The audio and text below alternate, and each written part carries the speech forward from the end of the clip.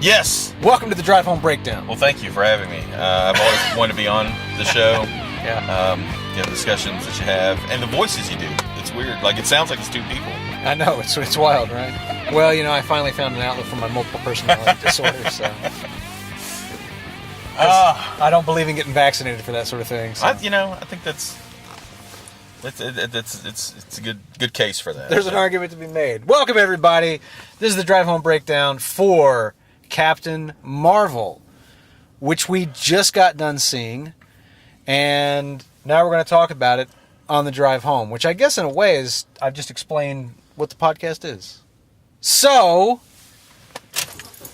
now that the car started, I guess I'm ready to talk about the movie. Ready to go. So let's see. Last movie we saw was Transformers. Yeah. Bumblebee. Yeah, Bumblebee. And you drove for that, which means that I went first. So since I'm driving this time, you go first. I go first this time, okay. That's right. Now listen, Tony, you can be honest. You can be brutal. But if you really love me, you got to be brutally honest with me. All right, fair enough. So, what'd you think? I'll be brutally honest. I thought you might. I just thought it was okay. Yeah. I honestly, it played to me almost exactly how I felt it was going to from the first teaser. Right. Like, So your instincts about the film were pretty dead on. Yeah, and so I'll be honest. We went into this. I was preparing myself to be disappointed. Yeah.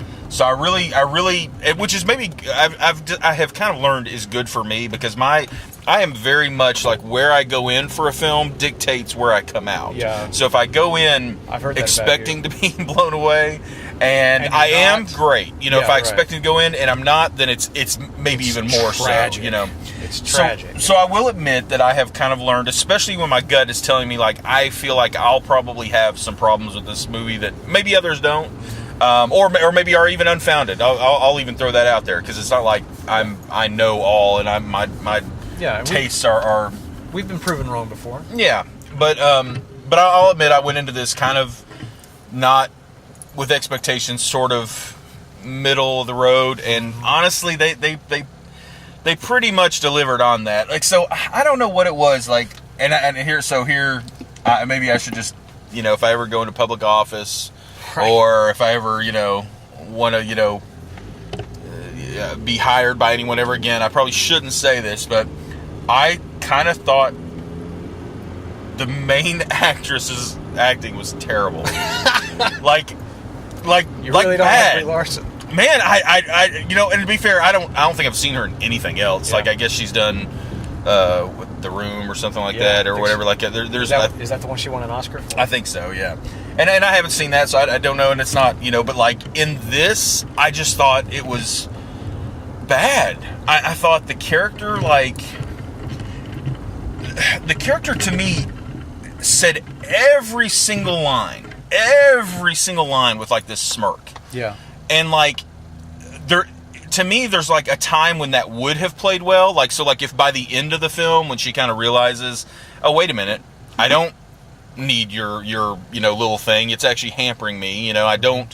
I realize now that I can take you on or whatever. Like, there was never that threat.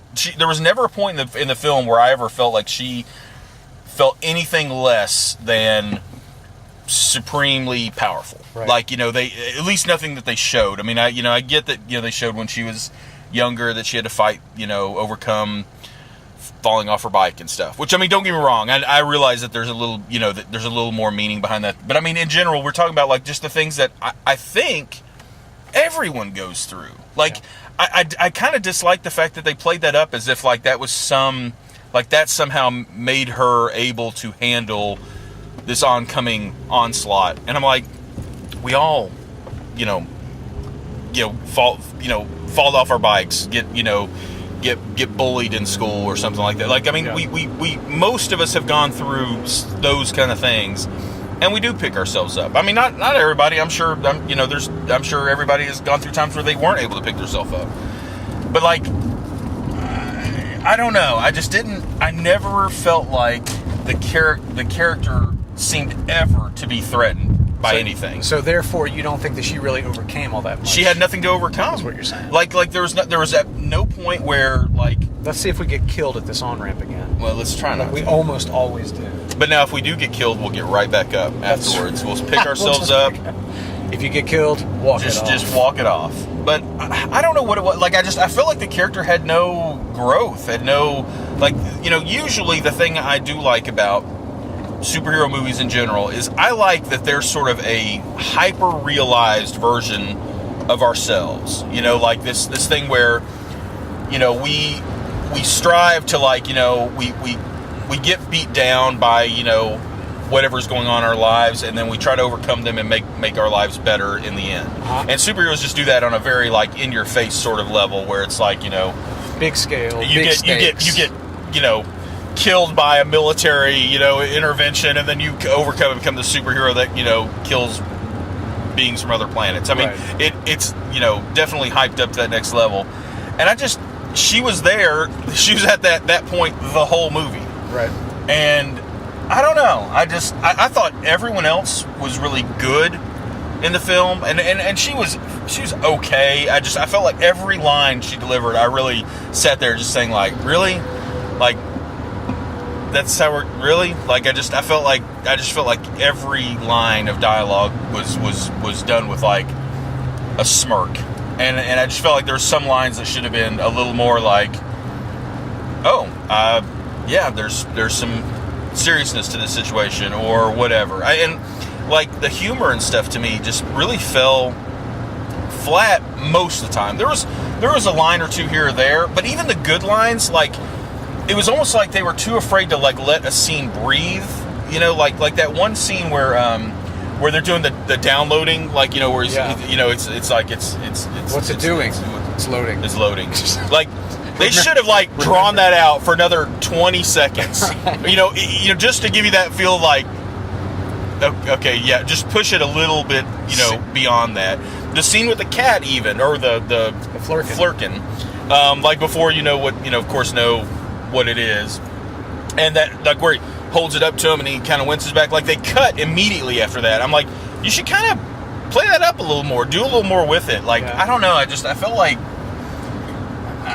it felt very Phase 1 to me, like, and not the good things about Phase 1. It felt to me very much like, say, like Thor, which felt very, very, watch your roll now, very safe, very kind of bland. I don't think that's metal. I was like, going to say, is that about to come through the windshield? But I don't know. I will admit I was probably mildly let down from what I was hoping. I was hoping to come out of it and be turned around, like to be surprised. And I don't know. You didn't get there. I didn't get there. What was your no, like, Ferris, because I think this might, I don't know, I think we should just mention this. So you did actually see this before we saw it today. Yeah, my wife and I went and saw it last weekend. Yeah. And because we just timing and stuff getting us to the theater, it was going to be a while, and you surprised your wife with a nice date night. Yeah. And so you saw it previously, and then now all her friends they're all like, our husbands need to hang out with yours more, so these good qualities can rub off on them. I was like, I've got them fooled. The reason I bring it up is because I'll be interested to see if your impressions from the first viewing and, like, most recent viewing, if they change or the same. But yeah, right. So what did you think? I like it. Okay. I like it more than you, for sure. Yeah.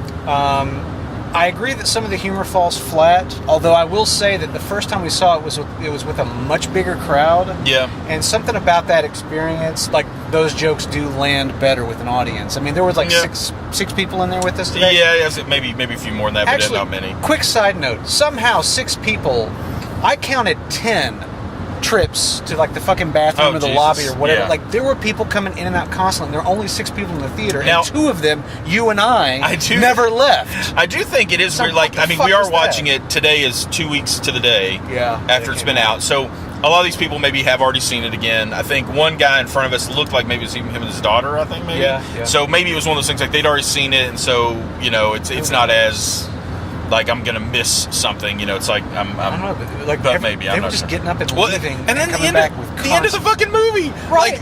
Like, the end of the fucking movie, credits roll before even, like, the first tag scene. Yeah. And people are out the door. I'm just like, really? They've been making these movies for 10 years, and you still haven't figured out the hang. Yeah. But anyway.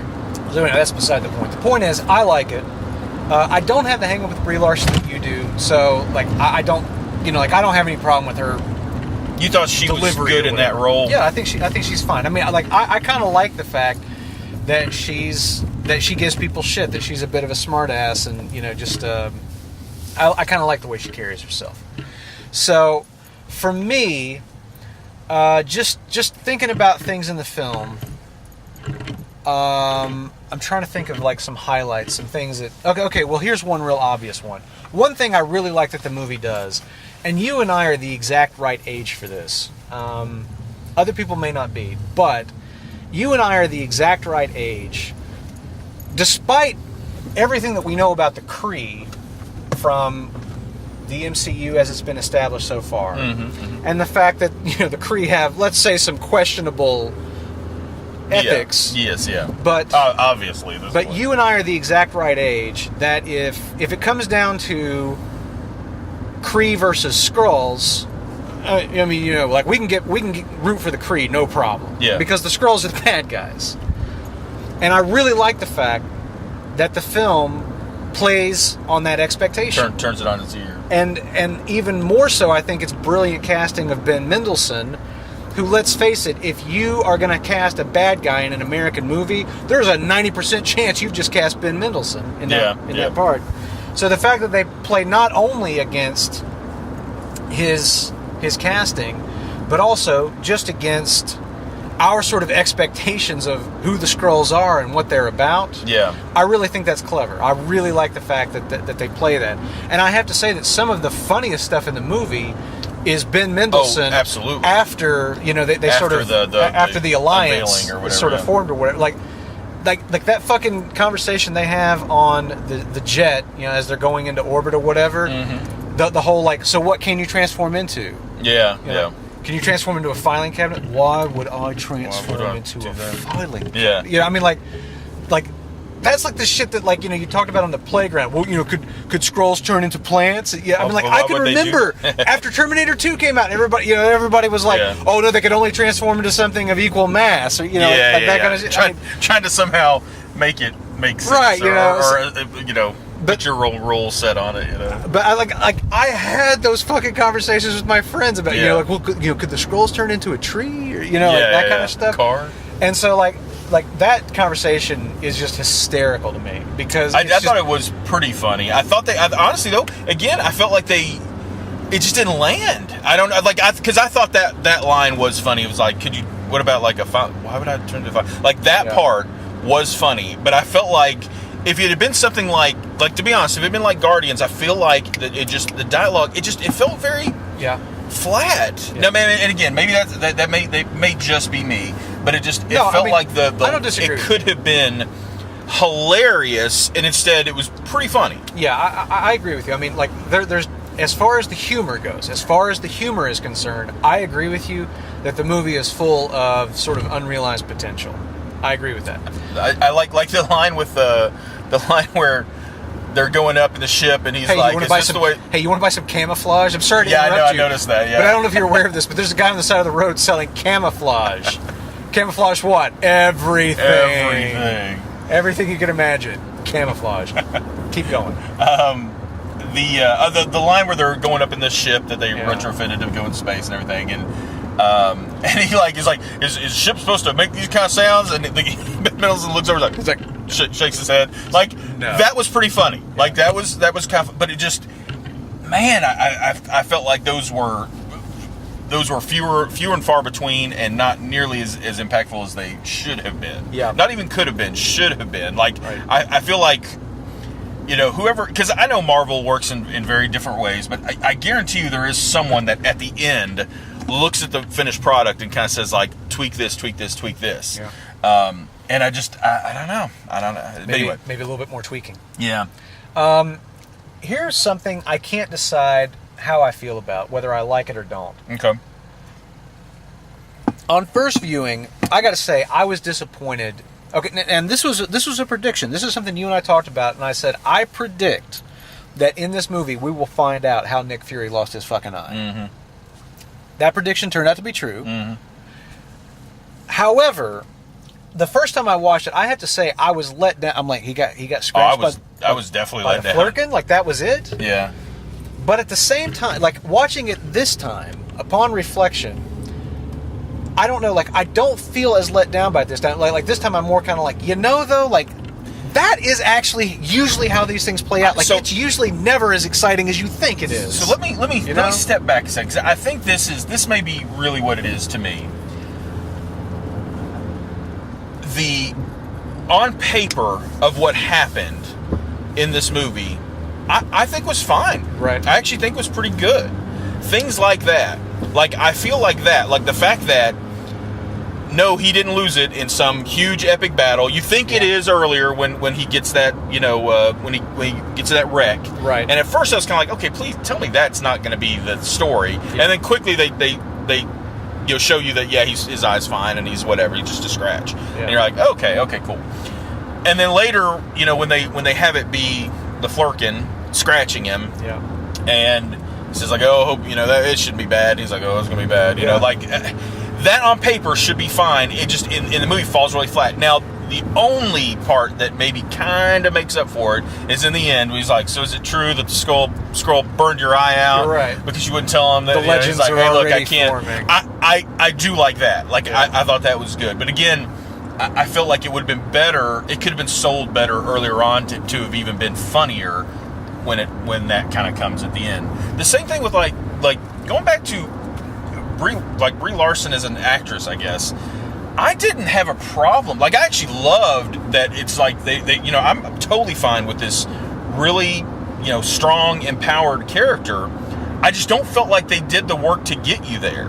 Like I don't feel like they, because I think if you look at almost any of these characters, they go through, they're flawed at points. This character was like the most Mary Sue, character I think you've ever could make. She's definitely the least flawed. I'm I'm not sure she has a flaw. Even the flaw is shown as her strength, which is she's just too stubborn. She's too stubborn to stop. Right. Exactly. So she comes back. It's like there's literally, she has zero flaws. And here, this thing, like, it has nothing to do with her. I think that was just not, like, they should have had something to have her have to come back from. Not because she's a woman and needs to have that, because she's a character in a story. Yeah. You look at any one of the other superhero movies leading up Tony to this, Stark, and I think Thor, Stephen Strange. Yep. Like they're all essentially they all start up here, get taken down to here, They gotta and get build back up humbled, to and then above back where up. they started. Essentially, what they're doing here is a Captain America kind of character. I don't even. And it is tough. Yeah, Like, it's tough to kind of pull off that character that is like so perfect, that like always does the right thing for the right reasons, and and doesn't give up. And I mean, that is essentially what they're doing with Captain Marvel. It's a hard But trick. I kind of think there's a difference there, because I think there is a legitimate, like if you don't want to be sexist about it, like she doesn't have any like flaws going into this. At least you could say that Steve Rogers was this weakling that's sick or sickly, Right, yeah, and and literally has to have this physical manifestation, transformation to allow his. Like the whole point of the story is he has the inside, mental and heart part. Yeah. He just doesn't have the physicality to have that. Like, unless you're trying to say that like a woman is somehow like not fit to do these things, Not subject to the same. then she had nothing to overcome. Right. You know what I mean? Like that. Okay. So I guess that's what I'm saying, is like I felt like they never sold any kind of movement for her character. She ended in the exact same place she started. She just had new information. All right, I'll argue against that, but I'm also going to end up agreeing with you by the time I'm finished with this. Okay. Well, I disagree with you to begin with, but I will probably agree with whatever you're going to say in the end. So, I think that on paper, they do what you're saying in this sense. Okay. So yes, she starts out, she's a soldier, she's very competent, she's badass, not to be fucked with. All of that absolutely true. You know, like that opening scene. She takes on bit hot-headed, but that's the Right. that's the extent. But she takes on, like half a spaceship full of Kree. Yep. She's got like her fucking arms bound. Can't use use her photon blast, and she still comes out on top. Yep. Okay. But by the end of the movie, she's taken out a fucking space armada by hand. See, I told you. What did I tell you the other day when we talked on the phone? I says, you know what my favorite part is? My part, and I'm paraphrasing. Yep. Okay, this is not the exact line, but the line is something like, "Oh, send a spaceship after." Then she punches the spaceship. I love that part. Yeah. Okay, so yes, she does go through a transformation. She does change, like in terms of the scale at which she is able to operate. That definitely gets amplified. At the end of the movie, she's able to do shit she couldn't dream of at the beginning of the movie. Fly, fucking punch spaceships to death and like all that stuff. But here's where I agree with you. Okay. On paper, that probably feels like a bigger journey than it ends up feeling like on film. Yeah, Watching it does not, because I don't disagree. Like, I don't think that you're wrong in saying this. Yeah. Like, I see where you're coming from. I guess I'm thinking as a character arc, not ability. Because to me, in these movies, it's all about. To me, it's like, it's not like, for instance, realistically, I don't think. Let's just take Cap. Okay. I don't think Cap really like in any significant difference is able to do something at the end of Infinity War that he couldn't do when he first started fighting, like after the first couple months of him being Captain America. Yeah. Like once he became an experienced soldier. Yeah, I mean, granted, is his intuition better? Has he gotten even better with using the shield to bounce around things? Sure, his wisdom. But to me, that's just again kind of scaling that up. Like her abilities were there, I think, from the get-go. If anything, you could maybe, I think, argue that the little chip on her was holding her back. Exactly, they're inhibiting her full strength. I would even argue it was more the teaching, like the teaching of him, like telling her to learn to control your power kind of thing. I will say, like I'm sure to some people displayed as like this really empowering moment. Like, I have nothing to prove to you. That's why I blasted you. Yeah, but I'm like, I think it would have actually been more impactful had she beat the shit out of him without using her powers that were given to her by an alien. Right. Now granted, I understand that a lot of these heroes are given abilities from something that's not their own, but usually they have some part of it. Like, Banner is doing testing on gamma rays and kind of has the knowledge base of what it's capable of, what it can do. Yeah. And then he ends up getting caught up in that experience, which then gives him the ability. So, like, did he create that? Not necessarily, but like he at least had something to do with it. And I mean, I'm not saying that like she's flying the plane. I get that, but like to me, I will say it doesn't seem like there was anything special about her that gave her those powers. She just happened to be the one there when the explosion went off. Although that's an interesting point that could be retconned later, and that's the thing is, like, I do think in general Marvel has done a little better job of that in general. I'm not saying that any of them are perfect, but it's kind of like, well, even DC, the best characters, I feel like there is a reason beyond a circumstance that makes them the hero. Like, you give, like, there's even been stories where like other people have been given the abilities of those people and they can't handle it, or they end up turning evil, or they do whatever. You know what I mean? Yeah. It's like the whole point is the pure characters, the good characters, the characters that have gone through some difficulty, that they understand why it's important to use their powers for good. Whatever. I don't think we got that here. Like, it just, she was hot-headed and a pilot. What else did she have going into this, like, being given these powers? Right. Like, I don't, you could say that, yes, she stands back up when she's failed. And, no, I get that she's like, she's a woman in the military, she's definitely determined. I think if they'd spent more time on that that could have been something, but they didn't. They really, like, they just literally show it in like one set of flashbacks when they're reading her memory, and then right at the end when you see, like, the things she's gone through, all those little montages, all those little montages where she stood up from falling off of a go-kart. Yep. Which I'm saying that a little bit snarky, but it's frustrating to me. I think really as a that. visual on film, I think it's decent, but it had no weight to me because I felt like you didn't really earn anything here. Like, I have no connection to this. I have no empathy of like, fuck yeah, now it's time for her to get. I'm like, she's been blowing people away this whole movie. Like, now she just has a little more power. Like, yeah. One thing I actually liked about, like, legit liked about this, and this is gonna be so backhanded. I'm admitting that up front. You're gonna say you like Sam Jackson's shoes, aren't you? I knew it. No, but anyway, she never did anything with a paperclip. No, what a missed opportunity. No. In all seriousness, though, and I'm admitting up front, legitimately, this is a very backhanded compliment. Okay. I'm glad she was not shown to be more powerful than they did in the movie. Okay. Like, going into this movie, I thought that they were basically just gonna, show her,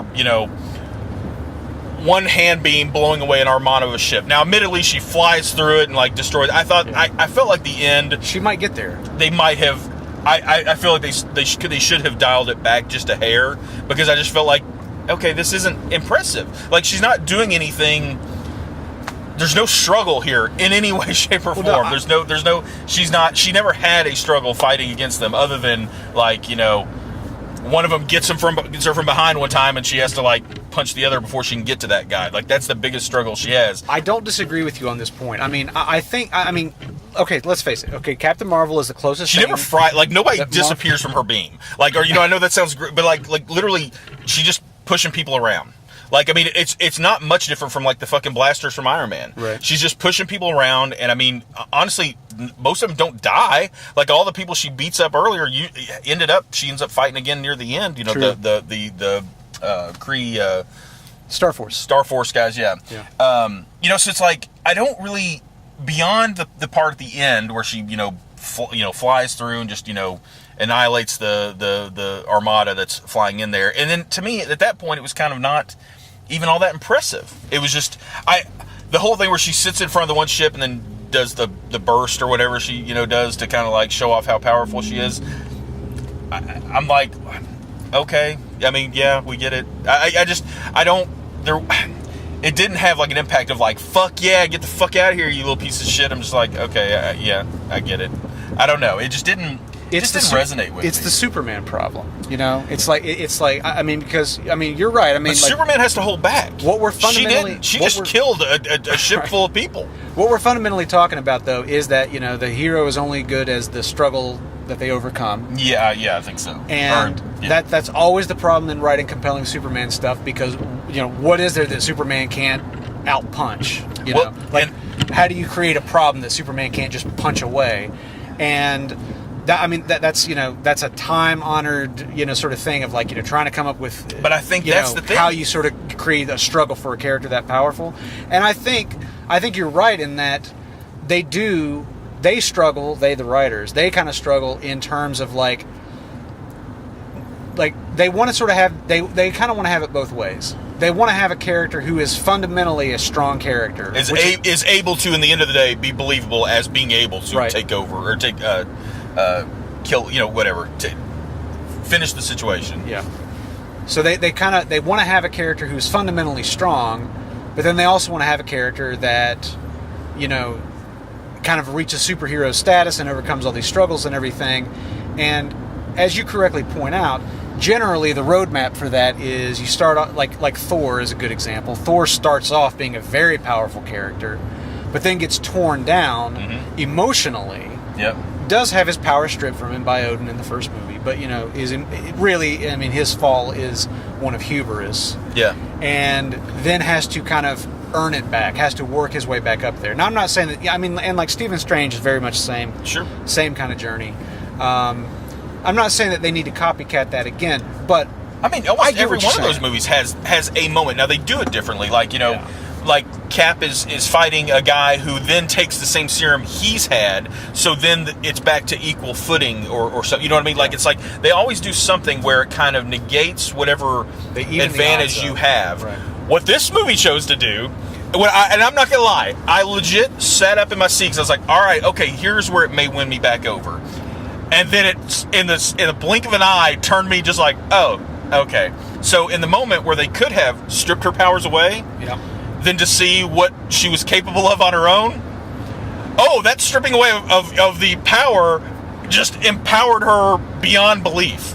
Like it was the inhibitor that then, instead of like taking her, because like I really was like seriously sitting there like, okay, all right, this could get interesting. So what is she gonna be able to do? Like not shitting on her, but just like here's a situation where you are a human being, you know, with these powers, but like at that point, I will admit I had kind of forgotten, I guess, that her powers were given by that explosion. I was thinking in my head, I was thinking more like, oh yeah, the powers are from that chip thing. Right. So when it was like, you know, when she was in there and it's like, you know, they're or when she goes to use her powers, he says, or we can control them. I was like, oh shit. So what's she gonna do? And like at that point, I was legit interested. I was like, okay, all right, this could be that point where like she kind of understands what it is like to not have them, and what's she gonna do? How's she gonna overcome that? Oh, she's gonna overcome it by being more powerful than she was before. Right. Which that wouldn't have been a bad idea. Like, at least for a short period of time. If like they had just like locked her out of her powers with the inhibitor chip, and then she beat them anyway. Well, or at least, or took a beating even. Yeah. Like took a beating at that level, which she really didn't. She's in the room, and like, you know, I think, you know, maybe she takes one, you know, like punch or blast or something. Then she's just like, no, I'm powering through it. And it's like, okay, she literally never have a moment where they let the character come down at all. It just kept elevating until, you know, godlike by the end of the movie. Pretty much. Which I don't know. I felt like that was I felt like it wasn't satisfying as a viewer. Yeah. But like I don't disagree with any of this. Oh, I know. I think it bothered you more than it did me. I guess it does. It bothers me, I think, mainly because I do think like I look at something like, well, to be fair, I look at something like Wonder Woman. And like Wonder Woman, to me, like Gal Gadot as Wonder Woman came off as a very strong and empowered woman that was not leading as being this woman that had this strong. She was just a strong person. She was just a strong-willed person. She knew what the right thing to do is. Now, I will give you the fact that she also was endowed with powers that, you know, she had from the get-go and all that sort of stuff. Fucking Zeus himself, son. But I even think, you know, there were times where she was overpowered and then kind of came back over it, you know. Yeah. But I thought she felt to me much more heroic, like in it just, you know, delivery of lines, like just her overall, like the way she carried herself in the film. Like I swear, like it just this. I did not care for the take on the character in this, and it really wasn't even just like her being a smart. If she was a smart ass and it was funny, like that's again going back to like somebody like a Tony Stark character. Like he was smarmy and smirky to fucking everybody, and then burning bridges got left and fucking right. Then got fucking torn down to where he was like, oh yeah, maybe I'm not everything I am. I am flawed or whatever. And that never happened. That just, you know, to me, the character needed growth, needed somewhere to grow from, and she just never did. They strayed from the formula, and they paid the price. I mean, I don't know. That's kind of how I took it. And then also the other think those are all valid points. I just thought the humor really fell flat for me, especially early in the film. It felt like the first hour almost. There was almost no jokes. Well, or no good jokes. I'm not trying to knock it. I'm just saying, like, no jokes that were legit, like, okay, really all right, good. Yeah, I'm not really feeling this, but that was funny. Like, they were just, like, the jokes were so bland, so flat that I'm like, really? Like, that's just, you know, if this was, like, if this was some little smaller, you know, first-time flick for somebody, you know, whatever, but, like, I mean, this should be comparable to other things in the franchise. And I don't know, like the little thing at the end where she's like, you know, what color should I wear? And the girl's just like fucking around on the thing, you know, like she knows how to do it. I'm like, what is, like, there's just so many things were just like goofy because I know all they were going on was like, hey, little girl, big girl, this is great for women, da da da da da. And I'm like, this could be great for everyone, little boys too. Like, just make it a decent story. But like, I feel like they counted so much on that aspect of it. The aspect of it was just, she's a woman and she doesn't take crap and she's more powerful than every other, man in here. I was waiting. I was like so close. And I actually would admit, I think I would have thought it was a funny line, is when they do the scan of the cat, and they say very dangerous. They do a scan of Sam Jackson, it says low threat, low to none. I thought they were going to scan the woman and say lower threat, but possibility or something. Low to medium. Right. Like, that would have been funny. Right. Like, that would have been funny of, like, playing up on what they're obviously trying to do. But there's basically just this whole thing of, like, it was just really, I don't know, just to me it was just done. I just didn't think it was all that great. I don't know. I think you like it less the more you talk about it. I think I like it less the more I talk about it, so I'm going to maybe stop talking about it for a minute. But anyway, I can definitely understand, like the special effects look great. I thought there were, I didn't think the fight scenes were very good, though. Like, I love the attention to detail where whenever she activates her helmet, her hair goes into a mohawk. Yeah. And whenever she deactivates the helmet, the hair falls back down. I really, for whatever reason, like, that just delights me. Yeah, I think it is cool. I love that attention to detail. I do. I think it was cool. I think the CG looked good. I wish I could remember specifics right now. There was just a couple of, the fight scenes, I was kind of like, they just weren't all that impressive. Like, again, I go back to, like, there's always something cool. Like, there's always something cool in these fight scenes with all these other heroes. Like, Thor's throwing his hammer and it's gone, so you kind of forget about it, and then then he holds his hand up in front of somebody else's face, and you're like, oh shit, that's right, it comes back. You're like working through in your head the cool thing that's about to happen, that you understand because you understand the rules of the game. I don't know that there was any time period in this that she didn't do anything other than just blast through a wall or blast a person. Like, I'm trying to think of a point where, like, there was some like an interesting way. Like, where's that oh shit moment? Yeah, like oh she can do that shit. Oh wow. I guess where Iron Man fires that tiny little rocket at that tank and then turns around and walks away and it blows up in the background. I mean, really, like, or that, like, somebody like grabs him from the front and then these things come out of the back because he's already thought, like, of every possibility of, like, there's always some little twist to it that makes it interesting. And this was just so vanilla. Like, the thing with, when we go back to that Superman kind of comparison, the one thing I think Superman, and I'm not even saying the movies have done this perfectly, because let's just be honest, in general, but, like, the thing that a great Superman story has is, yes, he basically can survive anything, with the exception of wanting to sell a bunch of issues at some point and having someone kill him. He can survive anything. Except for a slow news day in the early 1990s. He can survive anything. But, so in all fairness, though, he can survive almost anything. He can do basically anything, with his abilities. The thing that holds him back is his fear of, like, anyone else getting hurt. Yeah. Is, like, holding back. Like, even the bad guy, like, he doesn't want to kill unless you're in a Zack Snyder film. Yeah, right. But you know what I mean? Like, that's why that was such a big deal, is because it's like, oh shit, he just fucking sapped Zod's neck. Now, I will admit, I didn't have even as big of a problem with it in that film, because I felt like they definitely were doing a slightly darker tone. Yeah. I really thought it would have been great if on the second movie they came back and that was the moment that changed him, to make him realize, like, I did that because I felt like I had to, but looking back now, I should have come up with another way. Going forward, I'm not doing that anymore. I failed. Yeah, they never really did. They were just like, they never did that. They were like, he's even more angry now. Yeah. So, like, that was the thing in this. You brought me back to life. I never asked to be brought back to life.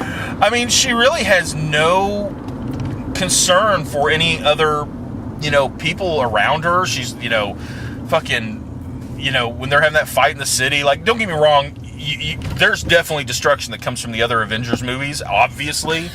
Yeah, I think they made a movie about that once, didn't they? But but there's kind of weight to that. And this was just kind of like, so the bad guys, there was one bad ship and she just, flew through it and they all, they're all dead when she, like, 5 seconds before was on their side.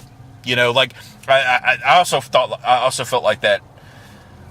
One, how quickly she moved over, and two, that I didn't feel like, again, I felt like that could have very easily still been a Skrull trick to win her over. You know, like to win her over to their side. Now, once they go up to the ship and everything, sure, it makes a little more sense. Right. But I mean, by that point, she's on board. I mean, she's on board with it. Like, there's no more like additional convincing to her. It was like, it might have been more interesting if like there had been something like she found out about the Skrulls that runs counter to what she had been told about the Skrulls by the Kree. Like, maybe she finds like his boss, like Ben Mendelsohn's, as a normal person, which I don't guess we ever see really.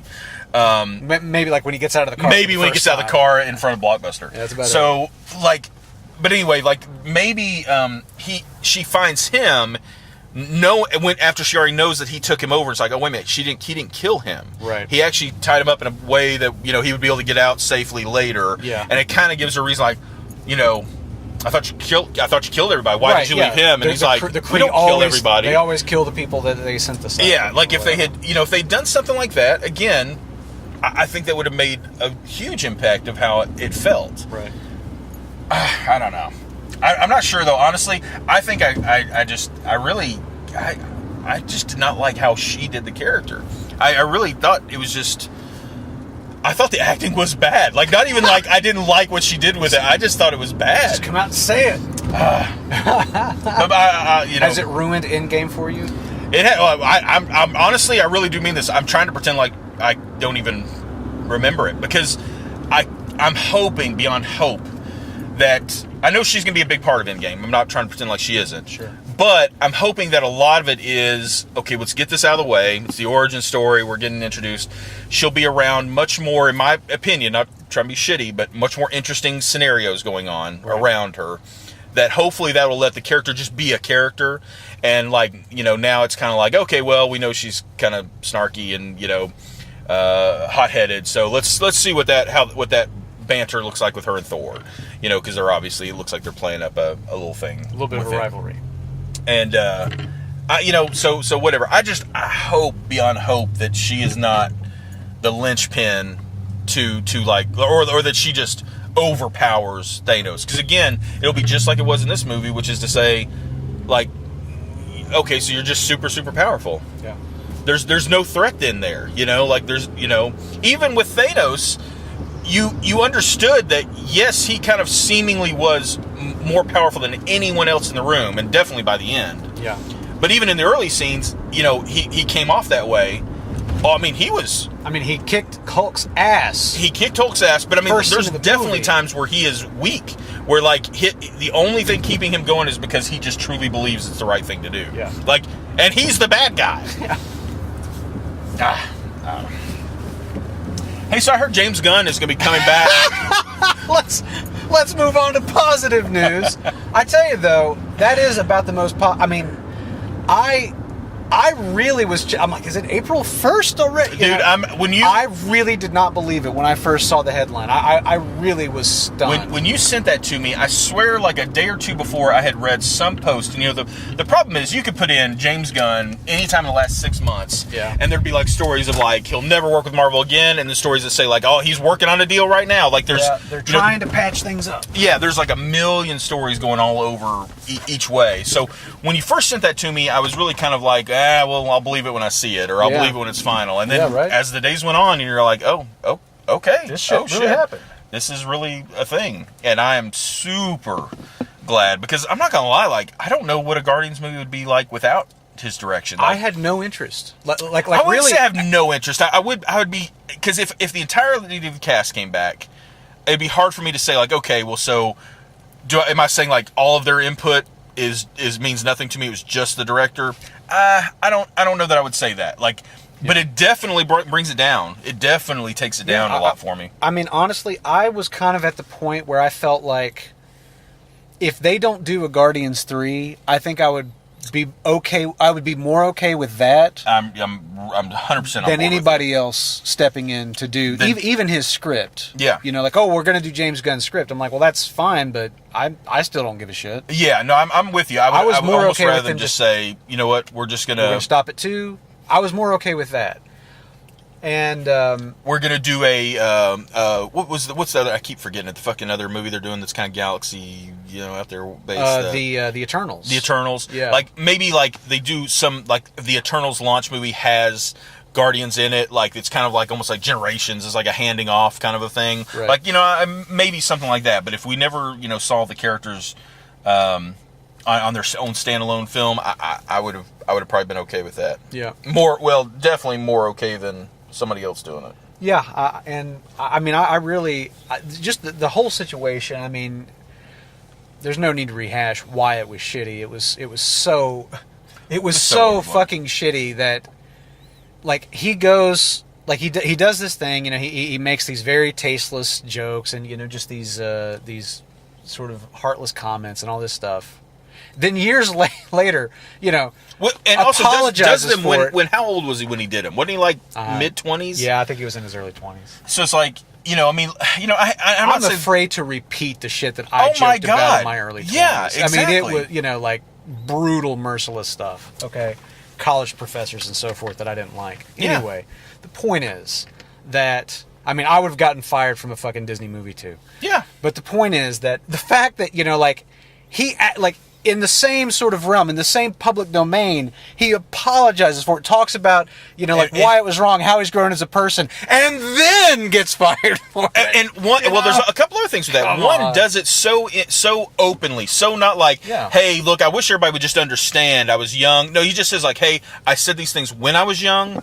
That was where a lot of this came from, and why I was doing this because I wanted to be edgy. Yeah. I understand now how stupid that was. Like it wasn't like making excuses for it. It was just saying like this was the situation, and I wholeheartedly understand why people have problems. And I actually loved the one thing I really did like is that he just took it. He was like, yeah, okay, if you feel like I don't think he ever publicly said anything back to Disney. He was so fucking classy through the whole which time. I think is a big part of why it ended up happening too. Ended up coming back because if he had even, if he'd have pissed all, fuck Disney, and hey man, I feel like they went overboard on this one. Like maybe that would have been safe, but the other thing was he did this years before he ever even started working on the initial properties for this. It's just kind of like I wish that Disney had come out and just said, you know what? James Gunn did make terrible jokes and blah, blah, blah. And we totally support the fact that he has apologized for that. He has talked about why it's important, to grow beyond that. And, we think that he's this is a perfect example. Exemplifies exactly, yeah. The exact kind of person that we want working at Disney. Somebody who has learned from their mistakes and become a better person. I kind of wish they'd done that now. Yes, I do too. Like even like I really, I said this to you, I think it was before. It's like I almost figured this was kind of like the plan from the beginning. Yeah. They kind of went, Disney sort of went to him and said, hey, look, we're going to do this whole thing. This being Disney, this is we're attached to so many more things than just the Marvel Cinematic Universe. We've got so many, properties that are all tied into this, and some of them are, frankly, attached to children, which is what some of that stuff was said, spoke directly stuff. to, which is shitty, but whatever. So we have to take a pretty hard stance on this, but understand that we're going to say this now. You understand that we still have working terms. We can work something out down the road, but for the time being, this is what it is. Yeah. And then later come back and kind of say like, okay, look, after with time, and kind of, with talking to James, we now see that like he'd already kind of, attempted to address this early in his career, well before he worked with us. We something like what you said. Basically we understand, that the growth he's had, and we actually now see that what he was doing is exactly what we do want, not what we're afraid, that people think. Like they could have come out, I think, even better on this. Now, most people just don't care. They're just like, okay, great. We got him back. We're going to get another good Guardians movie. And that's all they really care about. And don't get me wrong, in a large scope of things, that's the end result I want out of it too, is like, hey, I love that series. I love, what they've done. I think the thing was overblown to begin with. Let's move on. So to some degree, I admit that I was selfish in it as well. But I just felt like, again, it's subtle differences. But I think there's a big difference in subtlety. Like there is like, how it ends up coming out in the end could have been. Matters. It does. Yeah. So, but in end of the day, I'm super excited about that. And I was reading some article that after the news came out that was kind of saying like this is not only good for Guardians 3 but probably better for Suicide Squad.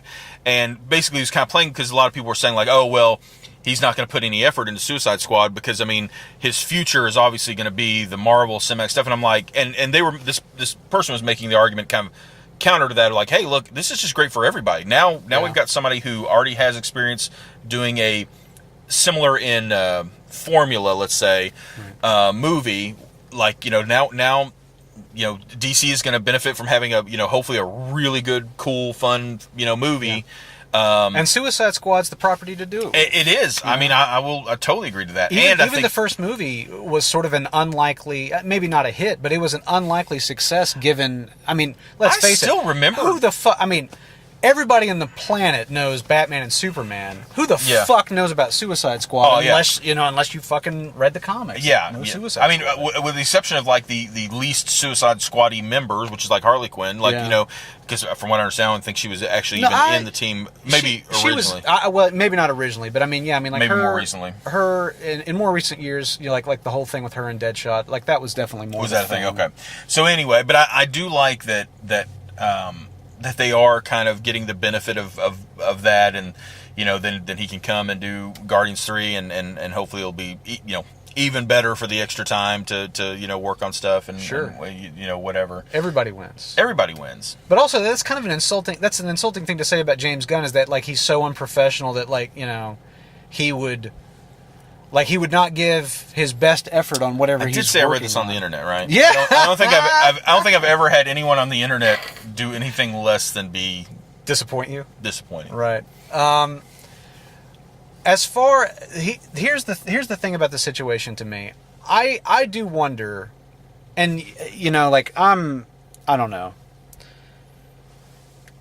I was talking to Chris recently, and we were talking about, I can't remember what it was now, but we were talking about some sort of like behind the scenes sort of like, it wasn't Guardians 3, but it was something else. Similar. And he was just kind of saying, he's like, I'm really glad that, that this actor, is doing X, Y, and Z, and that, it didn't go this other way. Mm-hmm. And my response was like, do you really think that that's what happened? Because I'm very suspicious that, this was all just sort of do you remember what marketing theater. I can't remember what it was now. It's an older film. Like it's something from many years ago. I do think that happens.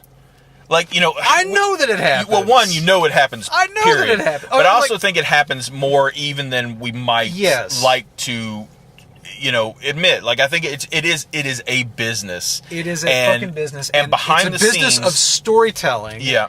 And that business does not stop just when the camera stopped rolling. The business of storytelling does not stop. And now I would almost argue that like we've gotten to this weird place, and it's not something I actually do love about the world today, but it's definitely a thing of today. It's not just like the thing you're putting out. So like you put out, let's not even say movies. You put out a video game. Yeah. It's half of the interest and probable success of your property. I'd say half of it isn't even the game. Yeah. Like you just hand it to somebody and say, play this, how do you like it? Tell all your friends about it. It's the marketing, it's the social effort around it. Like there's all these things of like, we need to support this indie game because it's this, or we need to, hey, this big budget title took a chance on this choice. Yeah. So we need to support it. It's the story that you tell. It's the behind the scenes story. And I do think like in sometimes, like I'll be honest, Captain Marvel, I think there's a huge aspect of that. To be fair, I think Black Panther, huge aspect of that. Yeah. I don't think that even though it's an aspect of that, I'm not saying that that's a bad thing. I actually do think that a lot of this is good. We're kind of, breaking ground of like, making these things different. Absolutely. I do kind of hate though when it feels like we never can come back from it. Like, okay, we broke this ground. Now let's kind of, reset the, those rules. Let's kind of live by them again. No, we can't. Now the old thing can't ever be done again. It's like, well, I thought we just proved that like we can have everything. Change is good, or having options is the best option. And it's like no, we can't do that anymore. We can only do these new things. It's like, man, I just wish we could just do what is good and make everything work and not have rules or rules changing all the time. But the problem is that's always going to be a thing. So right. Well, yes. And the social aspect of it, I feel like is something I don't like these days because I do feel like that's I mean, that's whether you were on which side you were of on it. That's exactly what happened with James Gunn. Yeah. You know, it's the hard conservative line that got this crap done, right? Which but it's also frustrating. But then the same thing that happens same the other mentality way. But the ultimate. I mean, you're right, but ultimately the mindset that got him fired was the mindset of you're nothing other than your mistakes. Yeah. Which is like this very, very cynical but very pervasive attitude that seems to, kind of be present in our culture at the moment, that you're not allowed to be anything other than the mistakes that you've made. Yeah. And that is so offensive to me. Oh, it's so frustrating. And the thing is, everyone makes mistakes. Yeah. Now the degree and the scope of what they are, sure, those vary. But everyone has mistakes in their lives, and if we lived in a society where every single soul out there knew every single secret about every single person, I think everybody would be a lot more understanding of these problems. Because they would kind of be like, yeah, that guy over there does some pretty shitty stuff, but I also do some pretty shitty stuff, and he knows that, so I'm not going to call him out. It's this weird world now where like this anonymity online lets us like fucking call out the big person who is a name and is recognizable, and we can hurt, but I can stay back and maybe have to create a new Twitter handle later. Like that's my only consequence. Yeah, that's the consequence on my end, and that always bothers me. And like in this case, it was definitely people with a conservative mindset that were set on doing that, but they were just using the same techniques that other people had used to go against other things. On the other side, that's exactly right. It's so frustrating. That's the thing is like to me, it doesn't come down to like that aspect of culture is not really. It's kind of apolitical. Yeah. In the sense that it's just exploiting this very polarized sort of nature that culture is in at the moment. The fact that people by and large seem to want to be cynical about other people's motives and their character and all that kind of thing. And, it's just, I just don't, I think that basically every interaction I've ever had with any human being sort of has led me to conclude that that's not the nature of the world. Yeah. So, shouldn't be. It's something that I just don't really, it's just something that I don't really connect with. Yeah. But anyway, moving beyond that, how that relates to the discussion is that I don't know whether or not James Gunn being fired from Guardians 3 and now being rehired months later for apparently no reason at all. I mean, like Disney, I read James Gunn's reply to, or his response to it, but I've still not seen like anything from Disney official or from Bob Iger or whatever, like why they decided to do it now.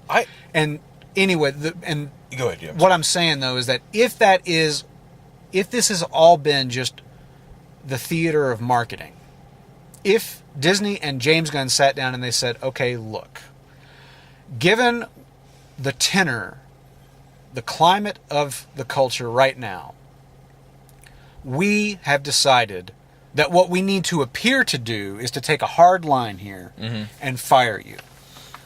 But we're going to bring you back later, but we're going to let this play out, and we're going to let people lose all hope. And then, when they have lost all hope, we'll bring you back, and it's going to be fucking great.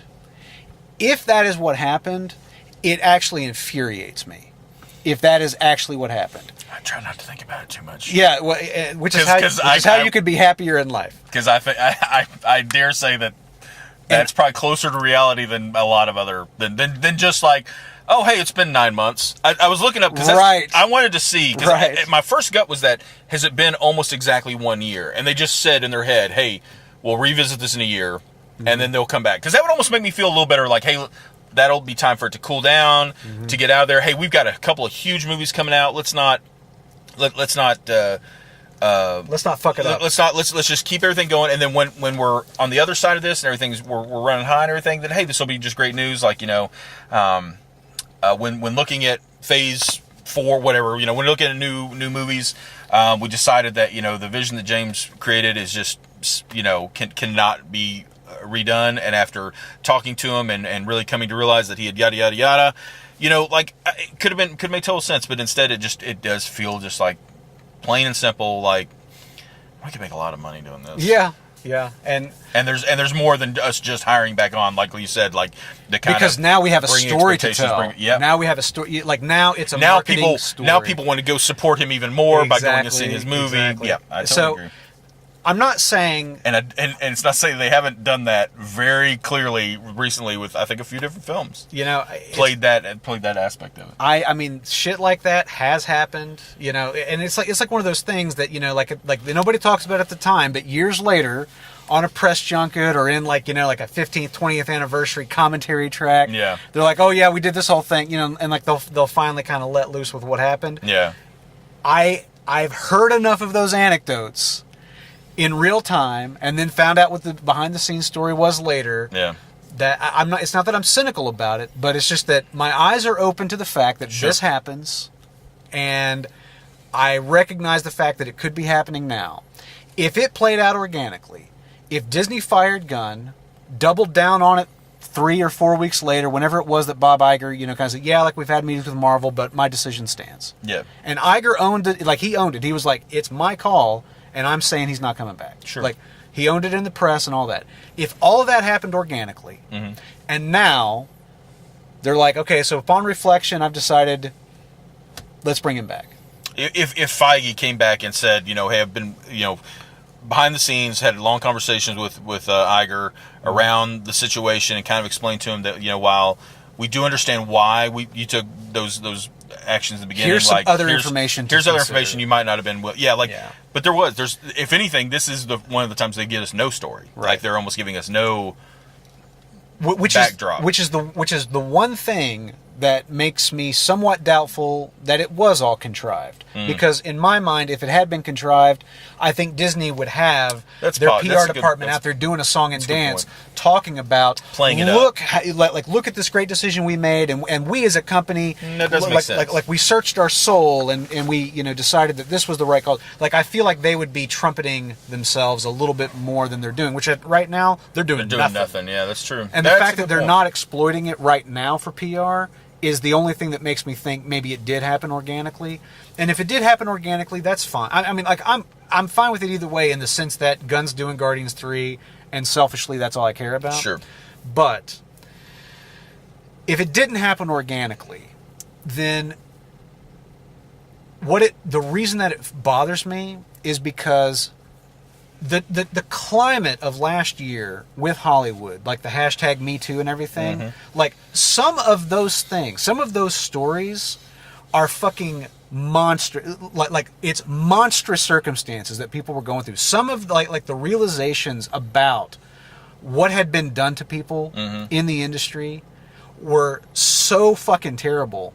And the idea that you would sort of cynically exploit that and try to like manipulate that into like a marketing opportunity is really, really fucking not cool.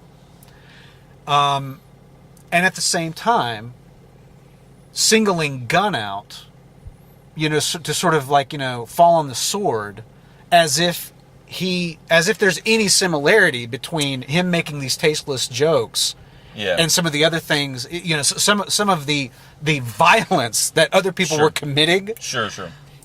Also not fucking cool. So I guess all I'm going to say about it is, I'll be curious to know if the full story ever comes out, but I fucking hope that the full story is that it played out behind the scenes exactly as it appeared to from our side of the line. I am really, really not going to be happy if I find out one day that they sat down and had a powwow about, so here's what we're thinking we're going to do. We like this idea that we're going to fire you, and that like all this, like that is going to really piss me off. I mean, if that comes out. The problem is, and because I'm wholeheartedly on the same page with you. Like it would, it really, I hate the idea that people basically never, you know, what was it Obama said, never let a good tragedy go to waste or something. I think that was his chief of staff. Or his chief of staff. Yeah, that's, I'm sorry. I think right, that was right. Emmanuel that said that. So, but the whole idea is like, you know, don't waste this opportunity where people are so fired up to get something you want done. Yeah. But I that's why I say again, try to think about it too much, because I hate to say it, I think you're probably right. The only thing is though, is these things usually, now these days it's a little different, but usually they come out so far down the road, and I don't even mean like 20, 30 years, I mean like, 5, 10, enough years down the road that it is kind of, it's just lost its impact, Right. like By the time you find out about it, you don't care enough anymore. It would be like us finding out about something behind the scenes of like, Iron Man 1, where we're like, well, that's pretty shitty. But then you're like, man, but they did all this other stuff throughout the years that, shows that, whatever. Let's say they fired a, black woman off their staff or something like that. And then you see like, oh, well, but they have given women more popular roles there, and they got Black Panther here. They like, maybe they've changed or whatever. Like you'll make whatever kind of, You'll justify it. And people, I think, do that constantly. And I'm not saying that's right. As a matter of fact, if anything, I'm saying that's what's wrong with the problem. But I think it is a reality, is that if we do find out, it'll probably be so far down the road that we'll kind of be like, I thought that's pretty shitty. I thought that's what they probably did. Yeah. You know what I mean? As opposed to like, this is bullshit, I'm not supporting it. Because, I mean, who knows, whatever was going on at that point in time. It's really, I do think it's like we're too short fused, but also we don't hold on to things long enough, I think, at certain times. Like, we actually need to, we need to give things more... That collective attention deficit syndrome. Yeah, man. It's like we need to be, when things happen, we need to be like, hey, yeah, that happened 10 years ago, but that was fucking atrocious, and, stuff should come from it, and to some degree, some of that is happening. That's human nature, though. I mean, I know, but that's I mean, like we are wired that way. I mean, like whether it's just because that's our culture, or whether it's because I remember some of it is somebody probably a safety thing. Like, I think it's just somebody said that it's like a way to protect. Like, I mean, like at a neurological level. Yeah. Like the reason that victims of trauma, end up suppressing it, have memory issues surrounding it, is a way of protecting the psyche. Sure. And I there's a part of me that wonders if that is not playing out. I'm sure on a global scale. I'm sure there is a lot to that. Like, that's probably why, we do sort of forgive and forget in general, at times. But I don't know. But also, crazy. Forgiving and forgetting is, it's a healthy thing, because none of us are fucking perfect. Yeah. And everybody deserves second chances. Maybe except Mel Gibson, but. I don't know, if he and Danny Glover were able to come together and make another Lethal Weapon, I'd probably. I'll still go watch it. I'll still go watch it. Me too.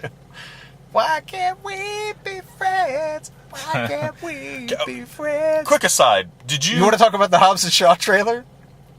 We can. No. Go ahead with it. I thought this was where you were going. No. But when you sang that made me think of something. How did you feel about the use of music in Captain Marvel? I really like it, but you have to like honestly, for me, like I'm still glad. Okay, so like most of the music in that movie are bands that people are still aware of and are still relevant. Sure. The 9 Inch Nails T-shirt she wears. Yeah. They play Garbage. I don't. Maybe Hole, not so much. I don't know. But I'm with. It's not the selection. I felt it was overused. Like, it was like this. Hey, remember we're back in '95. We're back in. It's It's like kind of like in Bumblebee, where they were really like '80s music. Yeah. I'll be honest. I remember not liking it in Bumblebee either. Like, there's something in my mind when they do it for like the one. I was actually kind of like, yeah, I would have, if I were, in my magical directing chair that I apparently have. If I was directing this film, I definitely would have downplayed quite as much of the music as we did.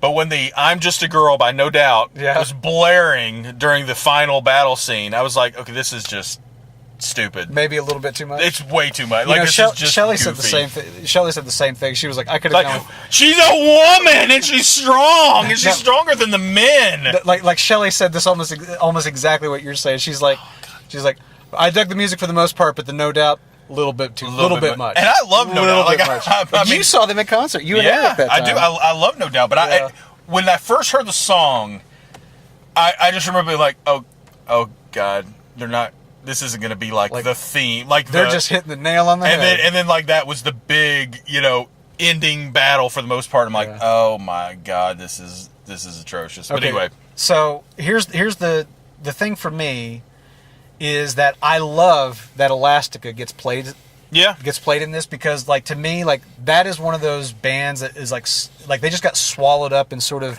everything else that was going on in the 90s musically. But like Alaska is one of my favorite fucking bands from that era. That album that song is on is like so fucking underrated. I love that album.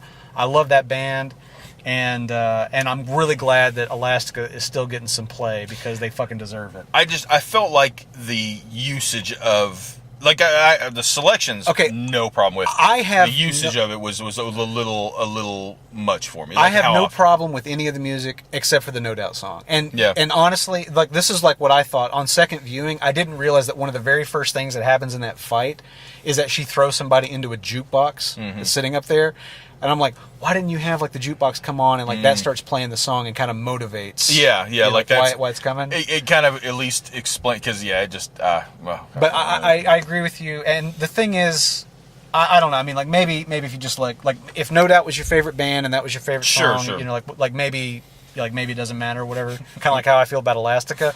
I was never that into No Doubt.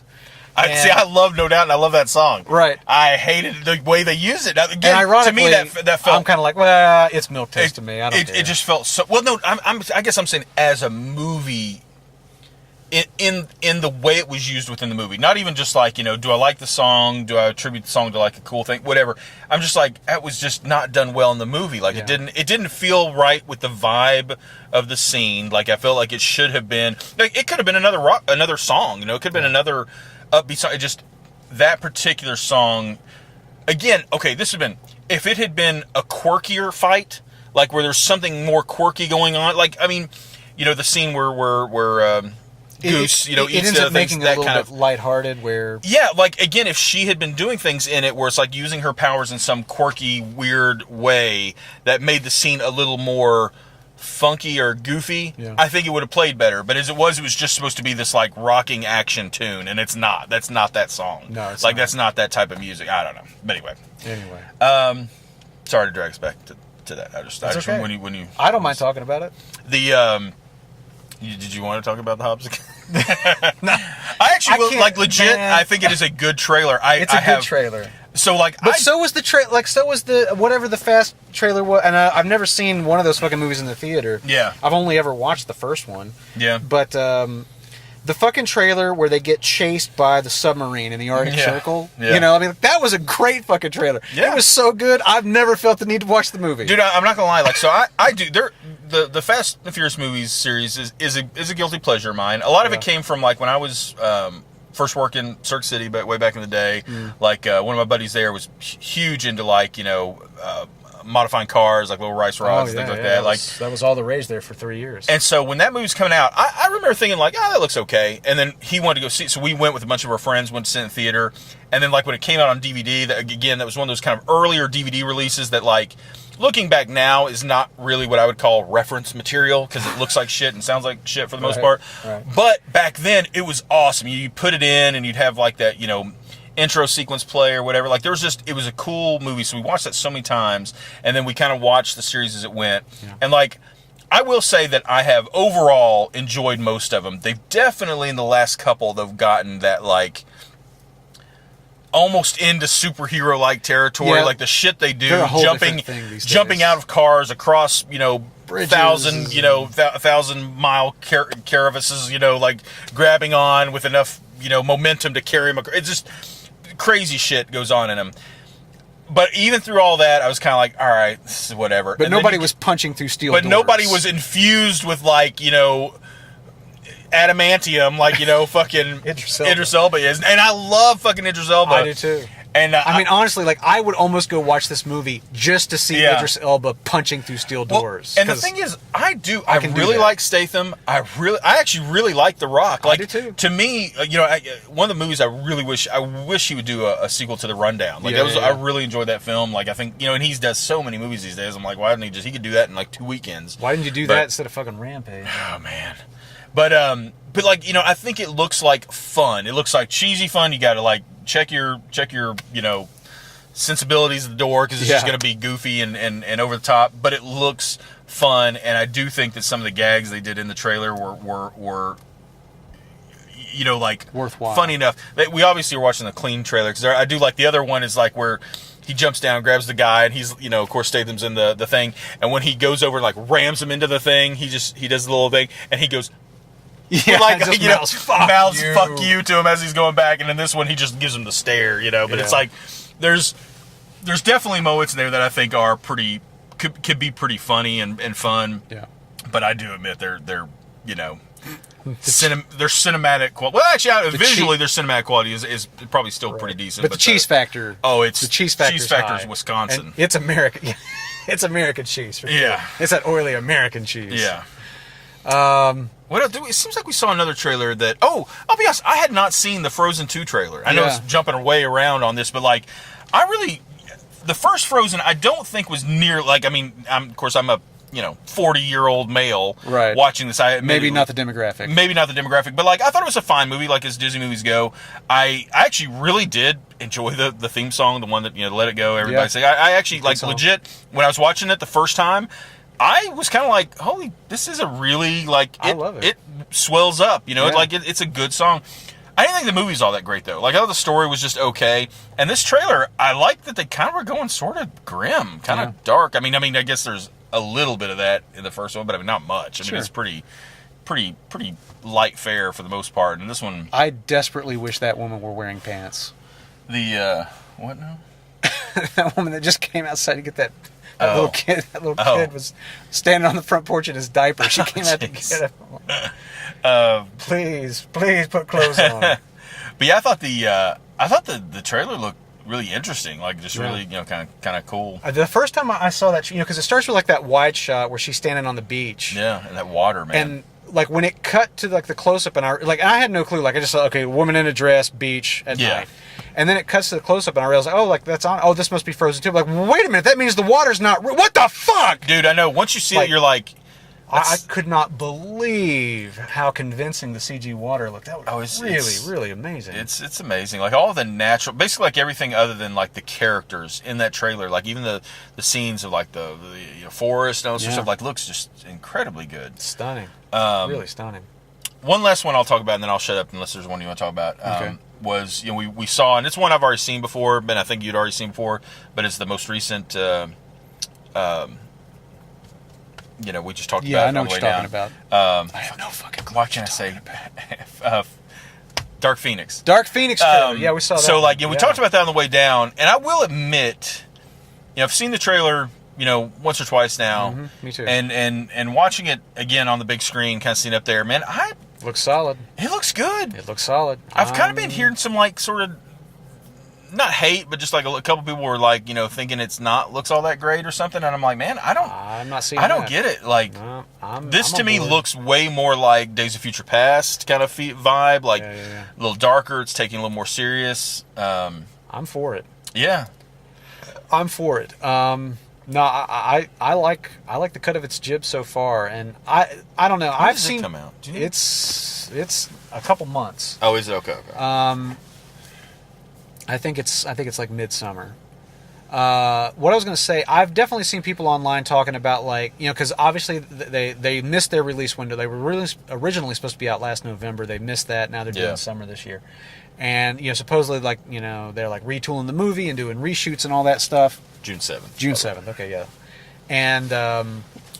and people are like, "Oh, I'm nervous. I'm like, they did the same thing with Rogue One, and Rogue One was fucking spectacular. Yeah, and really that in and of itself means nothing to me anymore. So many movies have that treatment now, and really it probably is 50-50 on whether that's good. It doesn't mean anything, I guess, is the point. No. Like it doesn't mean it's good, doesn't mean it's bad. It just means like, hey, they reworked a lot. They did a major retool. I'm like, if they felt the need to, I'm glad they did it. Yeah, if they felt like, hey, this isn't up to the standard we want to. Now, if they said like, hey, this is too good, right? Let's make it worse. Which we've probably seen movies that have had that. Yeah, that's probably true. But anyway, so yeah, I'm down with Dark Phoenix. I like that. I'm excited to see. I'm excited to see that. And like we were saying, I mean, it is the end of an era as far as the X-Men universe is concerned. This is the last of the 20th Century Fox X-Men films. Moving forward, they're going to be presumably all shepherded by Marvel Studios. Yeah. And it's going to be a whole different animal, and that's fine. Yeah. I think actually that actually makes me even more excited kind of going into Phase 4 definitely. Of the MCU. It seems like they can kind of close the chapter on what... I mean, Phase 4 has been very Avengers-centric. Or, excuse me, phases 1 through 3 have been very Avengers-centric.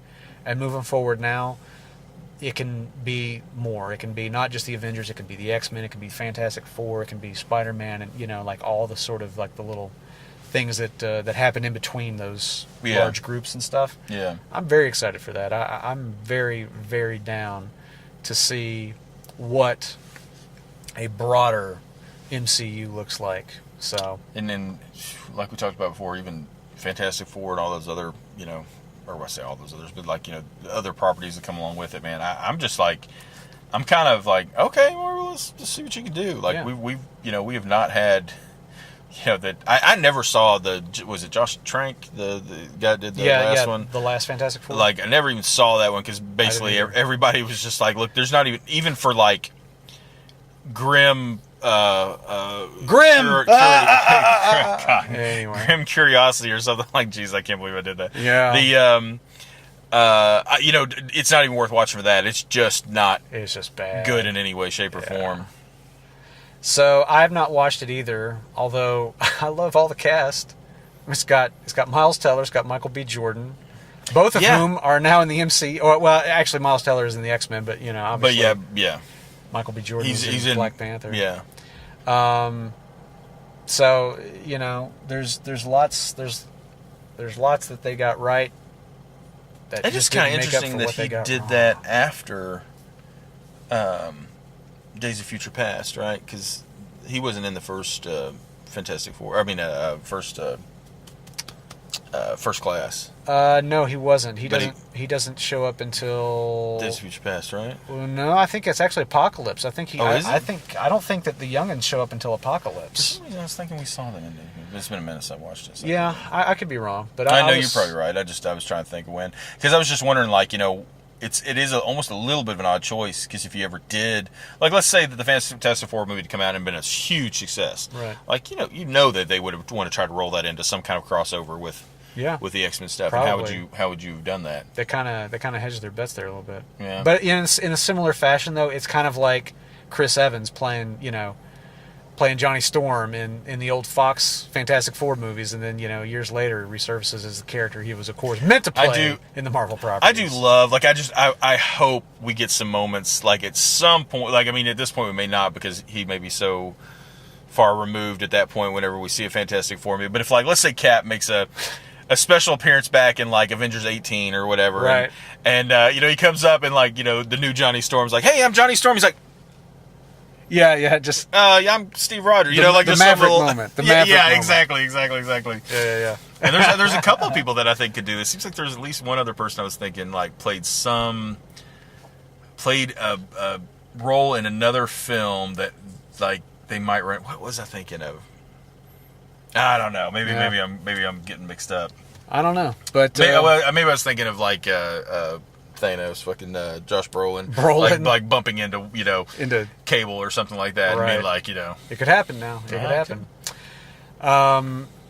You know, oh man, there was something I was going to say, and I've just totally lost it. Shit, what was it? Fuck. The Maverick moment, Chris Evans. Oh, I was thinking what I desperately hope we get. If this is the only cameo we get, I'll live with it. But what we desperately need more of are those rapping with Cap shorts from Spider-Man. Yeah, dude, I fucking love those. What we desperately need is more of those. Dude, I would be down for those. You know what I would love is, because I don't, you know, at this point, casting, all that sort of stuff, I would almost be disappointed if we did see an X-Men or Fantastic Four member in anything. Unless it's, like, way far in the back, like, you know, kind of almost like how they did like Howard the Duck or fucking what's his name from Arrested Development, where he was in that scene. Oh yeah, Tobias. Where it's just in the background far enough that, you know, you can't really see who it is. Like, maybe we see a member or something, you know, team going off, like you said, in a you know, where he's going through the different realities, like where Doctor Strange is going through, and we maybe see that.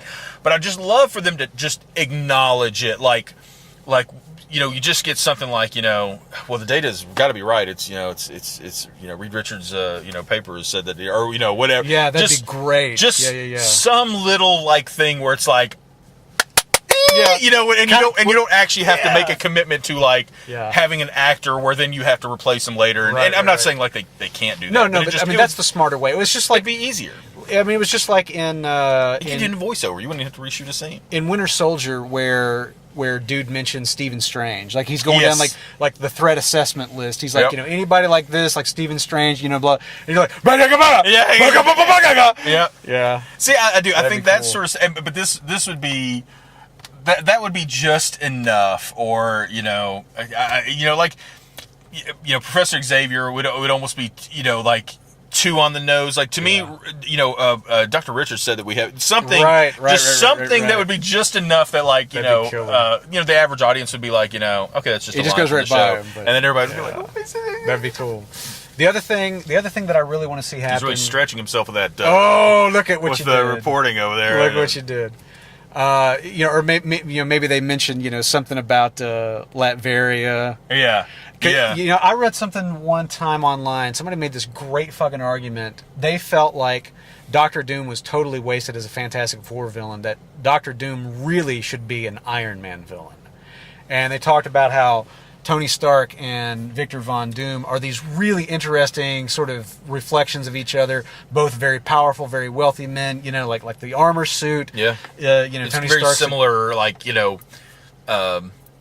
visages, looks, just yeah. like it would be a very, like, you see a movie poster, like, halves of, like, their faces, or Right. something like that, And ever since I read that, I've become obsessed with that idea. I'm like, that's a fucking great idea. I'm sure that one of the good things coming out of this is, like, from what I understand, because I don't keep up with comics anymore, but it does sound like Doctor Doom has become a much more, like, I'm not saying he wasn't fleshed out before, but I do think it was, he had basically a certain storyline. Now I think he's gone to being like a superhero, like he's been a good guy. I think he became like all powerful at one point, Right. literally like flipping everything in the universe and changing it, and kind of almost doing a Thanos type of thing. I don't know if they're killing him, but just doing. But anyway, the whole point is, it seems like Doctor Doom has at least sometime in the last few years become a much more active character, and so that might be like a great next big villain to have. Mm-hmm. One thing I was. And you know who they get to play Doctor Doom? Who's that? Jude Law. Hey, I'm gonna be honest with you. I thought he did really good in this. I love Jude Law. I really liked him until the end. I will think again at the end he just became kind of like he should. I wanted like him to get angry or get whatever, and that just never really happened. He just kind of got blasted, and he's like, oh, I can't go back. I can't go back with nothing. Like, it just reminded me of the scene of, like, an officer and a gentleman or something. I was like, what are we doing? Anyway. So I really thought he did really good in it. But I remember reading something leading up to this. Like, I was really, admittedly, I actually did really good with kind of keeping away from all the reviews and stories and everything. But I did catch, like, one little headline one little blurb one time, somebody saying that, like, we have our next big villain after Thanos in this. And I'm not exactly sure who they were talking about. Like, are they? Because like at the time as I read it, I was like, "Fuck, okay, I guess maybe the Super Skrull or something." Like, because I didn't know where they were going. I really didn't. I didn't know what the movie was going to do. Yeah, yet. who would that? But I mean, were they talking about? Yeah, that's what Jude Law. Ronan? I don't think so. I don't like, because I thought Jude Law actually did really good up until the end. In the end, he did kind of go out like a bitch. Like, I mean, just like not even because it was just because he just didn't do anything. Like, there just wasn't any real impact to it. Maybe you could say like Annette Bening, maybe she becomes Just like supreme a physical embodiment of that, Yeah. or whatever. Well, are they I hinting at? Could they be talking about Galactus? Well, but I thought, is that okay? Is that how Galactus was created? No, because Galactus was one of the Celestials, right? He's always been around. Yeah, unless they're changing it. Well, they could retcon it, but I'm trying to think like who's bigger than Thanos, and I mean. Well, I think I did hear Galactus is something about certainly in the running. I did think I heard something about people, like there is quite a few people that want to see Galactus because I mean and I'm like, Galactus so feels almost bordering on.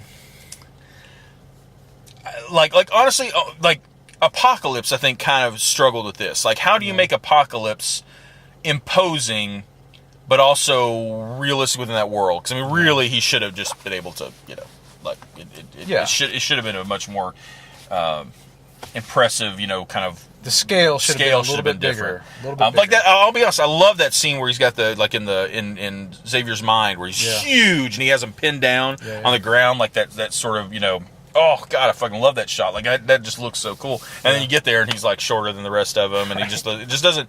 Again, it just kind of ruins the mood. But like Galactus is so like I don't. How could he? What would they even do? Like, it'd be sort of like a Dormammu in Strange. Yeah, exactly. Like, and I mean, I think that worked for Strange, but I will admit that's actually one of I love the concept, but I think it's one of the weakest parts of the movie because I feel like it's a great visual and it's a funny thing, but like the character doesn't. There's no character. There's no character there. There's just eyes and a voice. Eyes and a voice and a concept. I think that's why they rightly went the way they did with Ego in Guardians 2. Yeah, They really personified Ego. That's true. Yeah, and I maybe they do something rightly so similar or a new take on it. Thanos is such a character. I mean, Infinity War is like Thanos' hero's journey. I mean, like he that's his fucking movie. So again, really personified the character. I wonder how do you do it with Galactus? I wonder, man, how's Endgame gonna end, man? Like, I don't know. I mean, I figured Thanos is still gonna be around. I don't think he gets killed. I don't think they kill him. No. But they honestly, undo his. They just undo his work. Yeah. And I mean, and the thing is, like, Thanos is an interesting enough character that he could just be totally okay. Have it your way and see if you're happier. Yeah. I mean, like he could totally take that track, kind of take the high road and be like, I tried to help you all. If you don't want my help, that's on you. Yeah. But I mean, that's the thing. I've seen people talking online, about like Thanos living specifically because they're like, well, yeah, because he's got to team up with the Avengers and the Guardians later to fight Galactus, and I'm like, I could see it. Yeah. I could see it, and that's the thing. Thanos is not a bad guy. He's an antagonist. You know what I'm saying? Yeah. Like his values and his plans run counter to the good guys. Yeah. But he's not a mustache twirling villain. You're right. His allegiance can kind of go with whatever the scenario, whatever the situation is. Yeah, that does make sense. So I agree with you. I don't think they're going to kill him. I think if I had put my money where my mouth is, I almost feel like we may see him die in the movie. Like we are given the impression that he's gone or dead, and then giving some little tease that he's again. Ma'am, find your pants. Yeah, gosh, Jesus. But it's like I think that we'll get like some little hint that it's still that no, he's not gone. Because I think to have some real finality to it, you're gonna want, or maybe you're gonna want to think that Thanos is defeated. Yeah. And I mean, being beat down. They never killed him in the original Infinity Saga. They never killed him. No, but he just went back to Titan and sort of lived in exile for a while. Yeah, maybe so. I feel like for a theatrical movie, like I think they'll want that beat. I think they'll want that him getting maybe he gets beat down so much that they send him back to his people and his people are like spitting on him and. Right. Kick him and they put him in prison or something. Well, they absolutely take him to where they take him to task, to where he's shamed, by his people because of the basically they'll bring back the other half of his people that that he killed. Of course, I guess how many were left? I mean, Titan was pretty. It was pretty gone.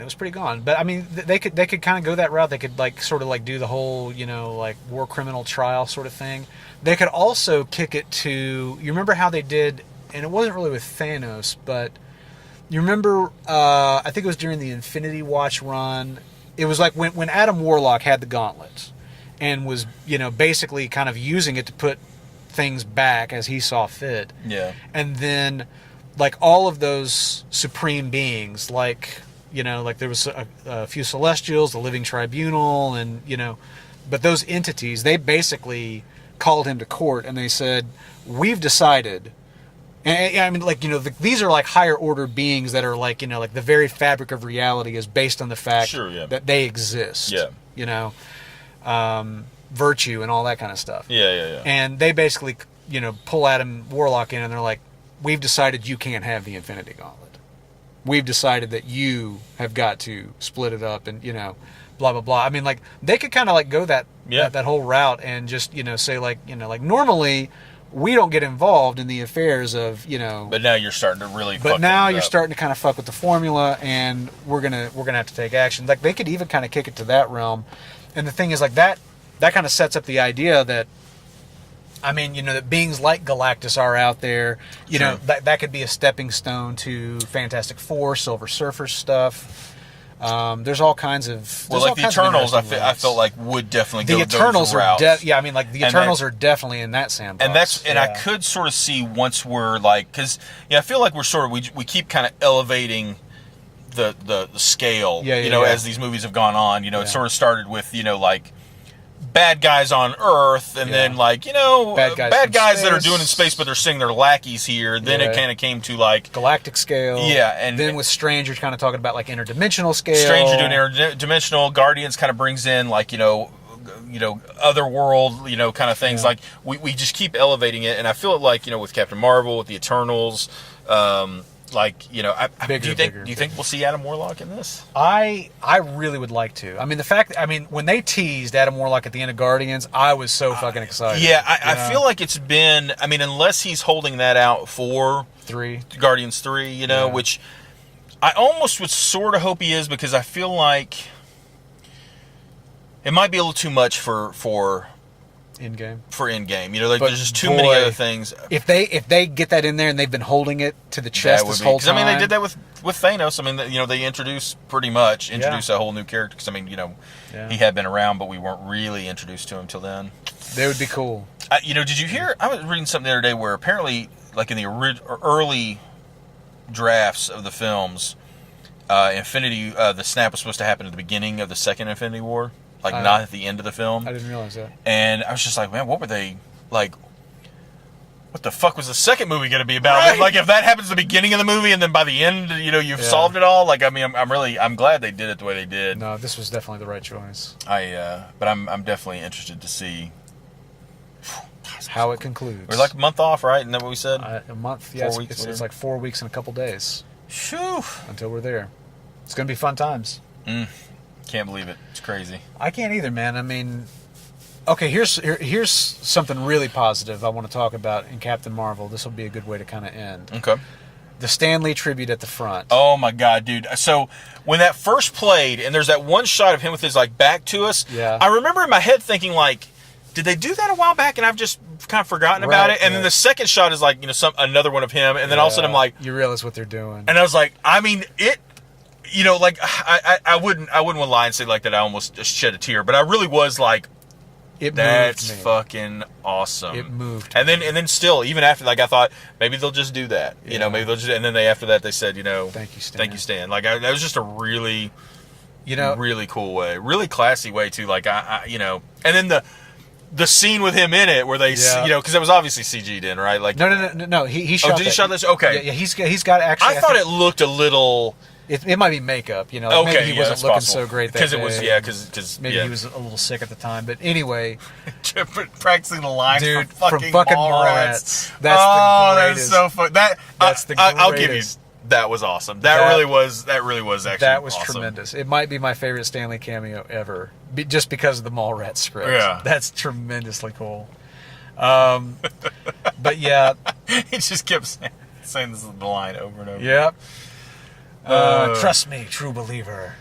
And then she smirked at him. Yeah, as she does. As she's known to do. I really that tribute to Stan at the front was pitch perfect. Yeah. That was awesome. When Stan died, that was like exactly what I that was exactly my sentiment. Like I posted something to Twitter and just said like, thanks for everything, Stan. We'll never forget what you gave us. I don't know that I could have ever been.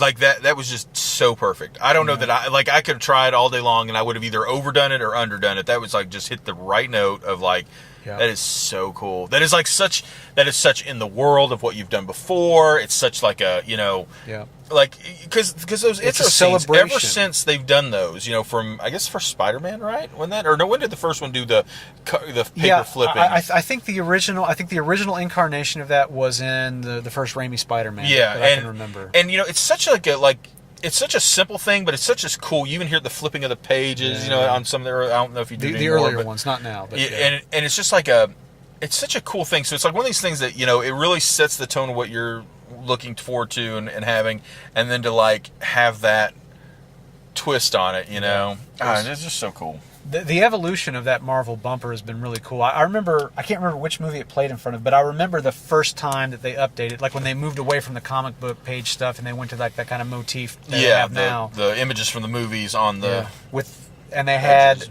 they had a different. They've redone the fanfare. Like the original incarnation of that had a different sort of fanfare, as I recall. Oh, okay. And then later on, they updated it. They got that new music, and like I just remember loving the second iteration. I remember the first one, I was like, that's okay. But then the second iteration of the Marvel fanfare, I really dug the one that they're currently using, and it does. I mean, it sets the perfect tone going into those movies each time, but. Yeah, man. Like when Shelley and I watched it, and I realized like what they were doing.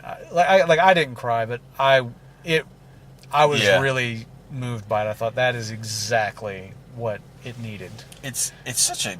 I mean, just the fact that like this is kind of like us hearing like the 20th Century Fox fanfare. Yeah. Like it when you heard that, it's so evocative. Exactly, and I mean 99% of the time it's because it's Star Wars. It's like you heard that and you're expecting the Star Wars right after and it's like now with the Marvel movies you don't have that like follow up thing per se, but like when I see that thing, it reminds me of those like little subtle changes they make to the